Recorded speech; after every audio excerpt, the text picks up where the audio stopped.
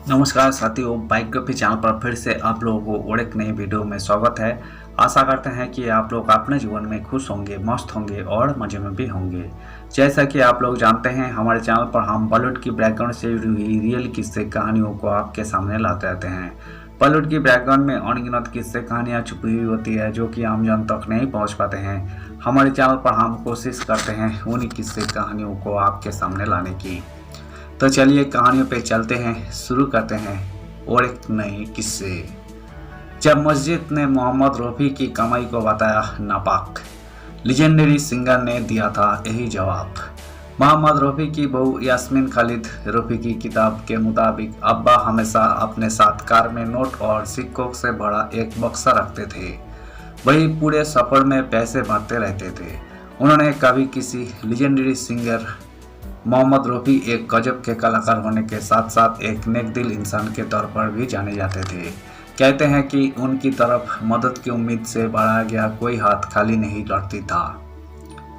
लेकिन एक बार उनसे कहा गया था कि उन्होंने मस्जिद को जो धन दान किया था वही पाक नहीं है। मोहम्मद रफ़ी की बहू यास्मीन खालिद रफ़ी ने गायक की जीवनी मोहम्मद रफ़ी माई अब्बा में इस वाकया का जिक्र किया है। बात तब की है जब इंदौर में पुरानी पलासिया मस्जिद के लिए दान इकट्ठा किया जा रहा था। अपने स्वभाव के मुताबिक रफ़ी ने 5,000 रुपये तब दान कर दिए, लेकिन यही रकम वापस कर दी गई। सदक़े की रकम को बताया गया नापाक। इसके पीछे की वजह जब सामने आई तो हर कोई हैरान था और मोहम्मद रफ़ी पूरी तरह शॉक थे।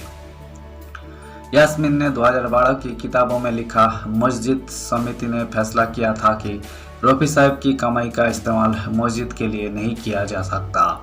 उनकी कमाई पाक नहीं है क्योंकि इस्लाम में गाने को जायज़ पैसा नहीं माना जाता और इसलिए कोई धार्मिक हस्तियाँ ऐसे जरिए से कमाई के पैसे को अस्वीकार कर देती थी। रफ़ी को एक शांत और साइलेंट शख्स के तौर पर जाना जाता था जो रुक रुक कर बोलते थे, लेकिन उस दिन उन्होंने आपा खो दिया और एक ही सांस में सब कुछ भूल गए। रफ़ी ने मस्जिद को दिया था करारा जवाब। उस वक्त रफ़ी ने जो कहा था उसका जिक्र करते हुए यास्मीन ने उनके हवाले से किताबों में लिखा, अल्लाह ने मुझे बचपन से ही यही हुनर दिया है जिसका मैं पूरी मेहनत और ईमानदारी से रियाज करता हूँ और यही दुनिया के सामने भी है। फिर भी मेरी कमाई नापाक है। इस विषय पर दो राय हो सकती है, लेकिन अगर इस मामले में इस्लाम का मूल संदेश यही है तो सिर्फ अल्लाह ही जानता है कि किसकी कमाई जायज़ है और किसकी नाजायज़। किसी भी धार्मिक काम में मदद करने या ज़रूरतमंदों को दान देने की रफ़ी की आदत लाहौर में उनके बचपन के दिनों से थी, जब नन्हे रफ़ी एक फ़कीर की ओर आकर्षित हुए थे। हर सिग्नल पर सिक्के बांटते जाते थे रफ़ी। कई कहानियाँ यही भी बताती है कि फ़कीर के प्रभाव के कारण ही रफ़ी ने मन ही मन संगीत को अपना जीवन बनाने का इरादा पक्का कर लिया। यही फ़कीर सूफी कवियों के गीत गाते थे। यास्मीन की किताब के अनुसार अब्बा हमेशा अपने साथ कार में नोट और सिक्कों से भरा एक बक्सा रखते थे। यास्मीन लिखती है, जब गाड़ी ट्रैफिक सिग्नल पर रुकती थी तो भिखारी उन्हें हाजी साहब, रफ़ी भाई या रफ़ी साहब कहकर पुकारते थे और हाथ आगे बढ़ा देते थे। अब्बा पूरे सफ़र में पैसे बांटते रहते थे। उन्होंने कभी किसी हाथ को खाली नहीं छोड़ा। गुल्लक तोड़कर फकीर को दिए सारे पैसे। रफ़ी इसके पीछे की वजह बताते थे। वही कहा करते थे, बचपन से ही मेरी यही आदत रही है। एक बार जिस फकीर के पीछे पीछे मैं गली में जाता था उसने मुझसे कहा कि उसे पैसों की ज़रूरत है।